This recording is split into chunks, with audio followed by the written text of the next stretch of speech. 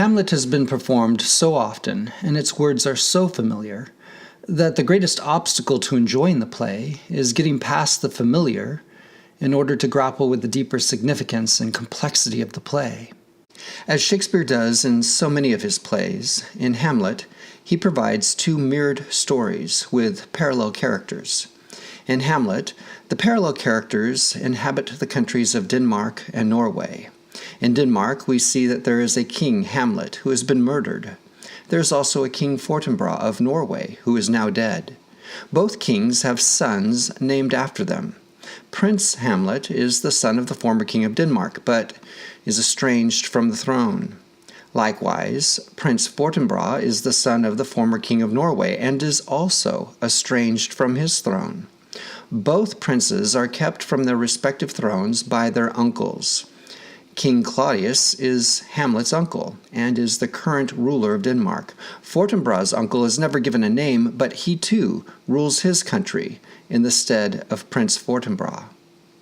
After the ghost of Hamlet's dead father appears and declares that his death was in fact a murder most foul, strange, and unnatural, Hamlet declares, "Haste me to know it, that I, with wings as swift as meditation or the thoughts of love, may sweep to my revenge."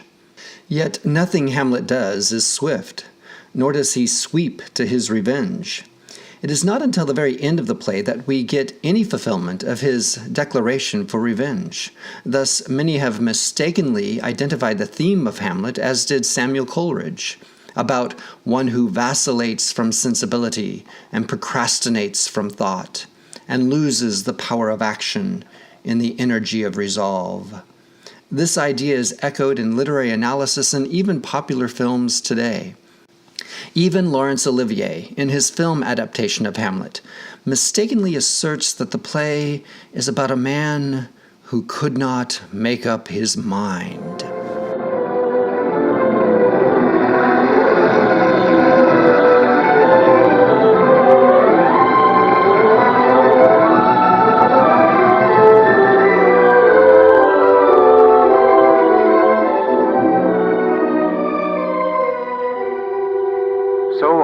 Chances in particular men, that through some vicious mole of nature in them, by the o'ergrowth of some complexion, oft breaking down the pales and forts of reason, or by some habit grown too much, that these men, carrying, I say, the stamp of one defect, their virtues else be they as pure as grace, shall in the general censure take corruption from that particular fault.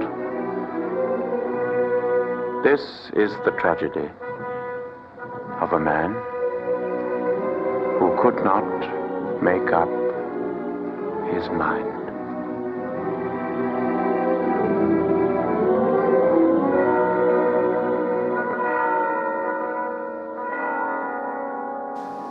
Note that the lines Olivier quotes from the play are actually delivered by Hamlet about King Claudius, specifically Claudius's giddy drunkenness while Fortinbras is preparing for war. Thus, the vicious mole in nature has nothing to do with Hamlet's character at all. We are hearing about King Claudius's faults, not Hamlet's.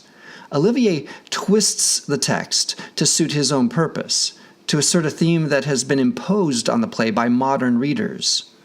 The film The Last Action Hero with Arnold Schwarzenegger pokes fun at our modern interpretation of Hamlet as one who cannot make up his mind and who fails to act.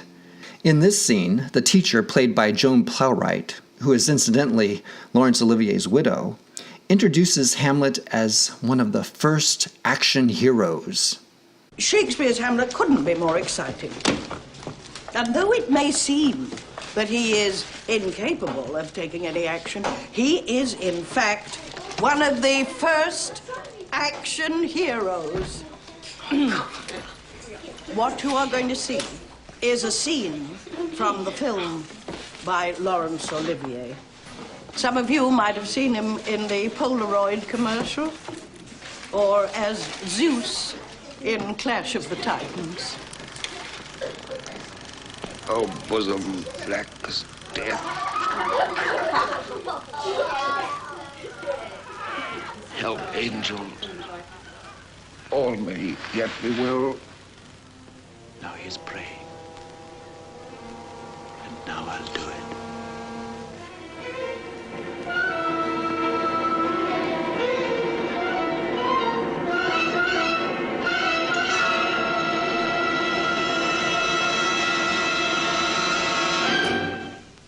And so he goes to heaven. And for Talk, that, just his do it. son to this same villain sent to heaven. Hey, Claudius.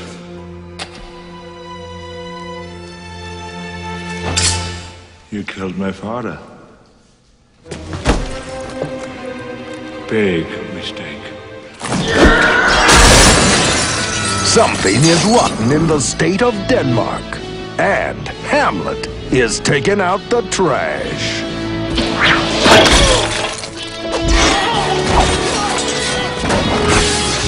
Stay thy hand, fair prince. Who said I'm fair?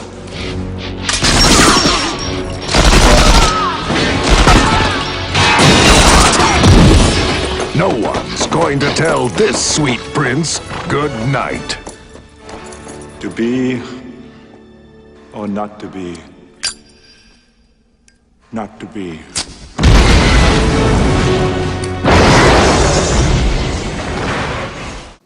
The young boy, like so many readers and viewers today, fails to see how Hamlet is remotely affiliated with the idea of action. Today, like the young boy, we often associate the idea of action with the likes of Arnold Schwarzenegger blowing up buildings, shooting up villains, whereas someone like Hamlet comes across as the antithesis of action, one who delays unnecessarily and seems paralyzed by thought. However, the delay of Hamlet's action wasn't even a question before the 19th century. Earlier audiences knew that Hamlet must test the ghost's credibility. Hamlet has at least 4 very good reasons for doubting the ghost. 1. In the Elizabethan age, Protestantism declared that there were no such things as ghosts, no such things as spirits from the dead who appear to men, only demons from hell that may appear to deceive men. Catholicism and its belief in purgatory were outlawed. You could no longer pray to or for the dead. Even the burial service was changed from "we commit thee to the earth" to "we commit him" or "we commit her to the earth." This official change in theology makes it impossible in Elizabethan England for the ghost of Hamlet's dead father to return, unless it's really a demon. In fact, Hamlet even says that it may be an evil spirit sent to deceive him. This is immediately what everyone would think. 2. Even those of a Catholic bent would have a hard time believing the ghost. A repentant spirit trying to get out of purgatory would not ask Hamlet to murder anyone, especially a king, which is a mortal sin. Asking for vengeance would prolong, if not make permanent, the suffering of King Hamlet in purgatory. The New Testament warns, "Vengeance is mine, saith the Lord." To revenge for personal injury or avenge for the injury of another were both seen as a sin, a pagan concept at odds with Christianity. The ghost, even if he's not a demon from hell, most definitely is not speaking for providence, is not repentant, and therefore cannot be trusted. 3. The ghost cries to Hamlet and his fellows in Act 1 from beneath the stage. Spatially, the voice coming from below clearly suggests a demonic spirit. Renaissance theater was still very much influenced by the medieval mystery plays, in which anything above the stage was considered the heavens, and anything below the stage was clearly hell. Shakespeare's audience knew that the ghost was crying from hell because his voice, according to Shakespeare's stage directions, comes from below the stage. Therefore, he could not be trusted. 4. An Elizabethan audience believed that a person could attract evil spirits to him by the force of his passion or emotions. Hamlet's distemper could have brought an evil spirit to him. He has already considered suicide. He is in the depths of depression. He is therefore, as far as an Elizabethan audience is concerned, a magnet for evil spirits and demons. Once Hamlet confirms the ghost's words, he proceeds as resolutely as his canny adversary allows. In fact, in his careful deliberation, Hamlet is much like Queen Elizabeth herself, who carefully weighed all options before making a decision. In fact, Elizabeth was so careful that she waited 15 years before executing Mary, Queen of Scots, even after Mary had conspired in prison on multiple occasions over the course of several years on attempts on Elizabeth's life. Like Queen Elizabeth, Hamlet won't be played. In fact, Hamlet remarks wisely, quote, "Rightly to be great is not to stir without great argument." So what are the themes of the play? Horatio gives us the themes of the play at its conclusion. "So shall you hear of bloody, carnal, and unnatural acts, of accidental judgments, casual slaughters, of deaths put on by cunning and forced cause, and in this upshot purposes mistook, fallen on the inventors' heads." There's not one mention of action delayed, or procrastination, or failing to make up one's mind. No, instead, the themes are common to a revenge tragedy. Carnal, bloody, unnatural acts, accidental judgments, casual slaughters, cunning, and purposes mistook. In fact, an overarching theme of Hamlet is the philosophical problem of death. Perhaps this theme is best expressed by Robert Ornstein, who writes, "Throughout the play, Hamlet faces the most ancient and abiding philosophical problems. He must learn how to die, i.e., how to live with the fact and thought of death." In other words, the play strips death of its ceremonies and pretenses of honor and looks at it in all its vulgar reality. This is perhaps best seen in the graveyard at the end of the play, when Hamlet and Laertes fight in the open grave of Ophelia over her open casket, a literal struggle with death. In the play, Hamlet is confronted with brief mortality and the question of its significance. He must figure out how to remember and honor the dead. "Remember me," the ghost says. And yet everyone around Hamlet seems to have forgotten. Not just anyone, but a king. Life moves on. The dead become fading memories. And the significance of their life, of all life, is pulled into question. Another theme is that of ambiguity and uncertainty. Hamlet himself faces several uncertainties. Did Claudius really kill Hamlet's father, or is the ghost lying? Can the ghost be trusted? Is it a demon, or literally the spirit of his departed father? Did Hamlet's mother know about the plot to kill her husband? Was she, in fact, part of it? Why is Ophelia refusing to see Hamlet? What is the significance of life? Why even go on living? And finally, what happens after death, when we have shuffled off this mortal coil? Ambiguity and uncertainty extends to the audience as well. Much is left for an audience to debate. Does Hamlet's mad act become reality? Does he end up really going mad? Why does Hamlet see the ghost in Act 4, but Gertrude does not? And does Ophelia go mad, or is she just acting like Hamlet? Does Ophelia kill herself, or is it an accident? Or is it murder? Does Gertrude purposely drink the poison, or is she blindly confident and drinks it unwittingly? Another theme is that of surveillance. Claudius employs Rosencrantz and Guildenstern to spy on Hamlet. Polonius employs Rinaldo to spy on Laertes. Polonius spies on Ophelia. Ophelia complies with Claudius and Polonius's plan to spy on Hamlet. Hamlet asks Horatio to spy on Claudius during the play. Polonius spies on Hamlet. Claudius has Ophelia watched. Everyone seems to be spying on everyone else. It is no accident that in Hamlet, Shakespeare portrays the Danish government specializing in espionage and double dealing. Queen Elizabeth's network of spies were employed to safeguard her life.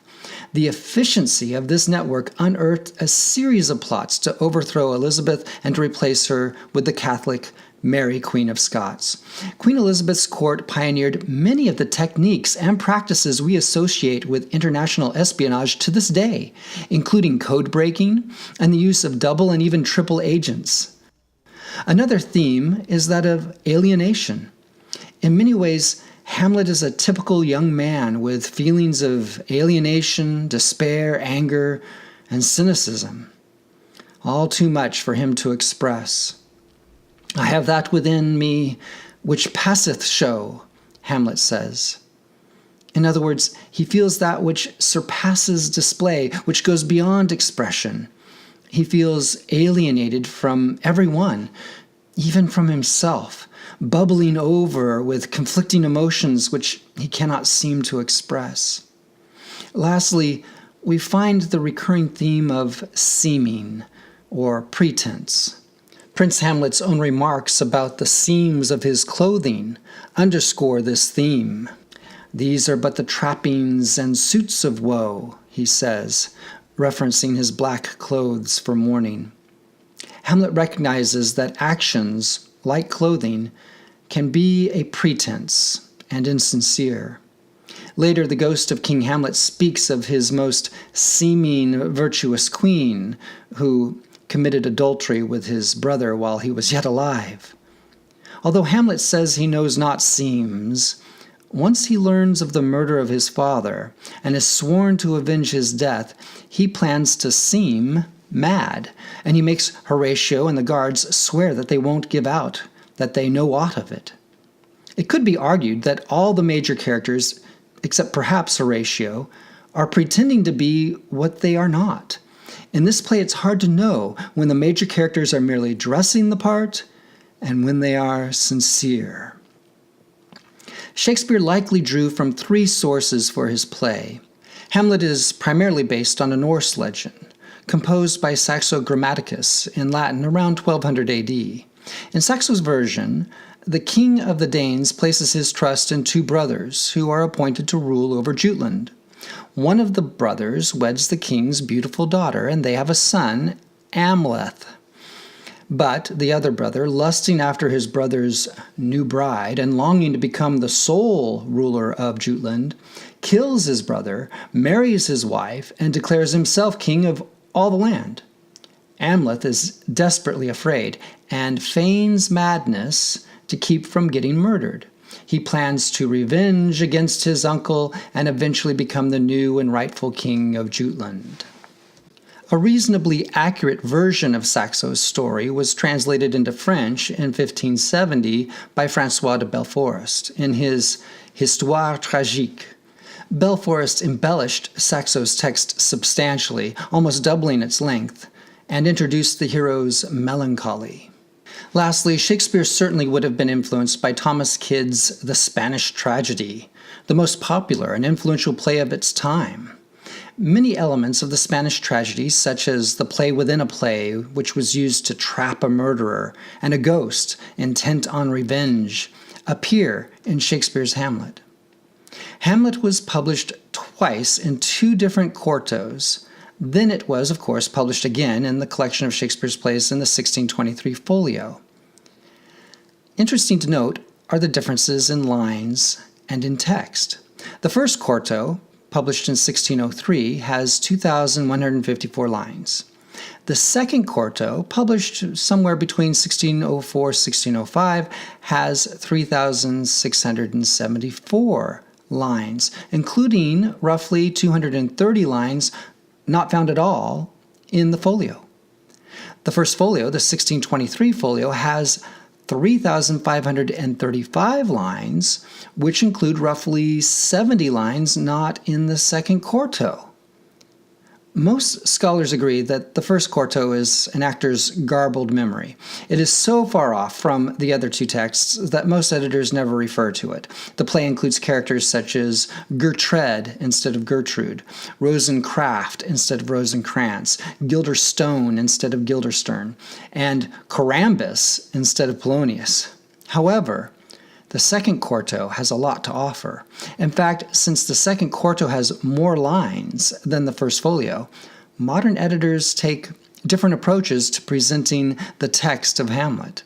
Some use the first folio as a control text and print the second quarto passages at the end. Others use the second quarto as the control text and omit the folio-only passages. Others use the folio as a control text and include the second quarto passages in italics or brackets, and still others use the second quarto as the control text and include the folio-only passages in brackets. Since there is no pure text for Hamlet, and since Shakespeare provides such complex characters with unclear motives, there are a myriad of ways to interpret and appreciate the play. Perhaps the many ways we can read and see Hamlet accounts for its popularity. So much of the play is about self-projection as much as self-reflection. We see ourselves in the characters of the play.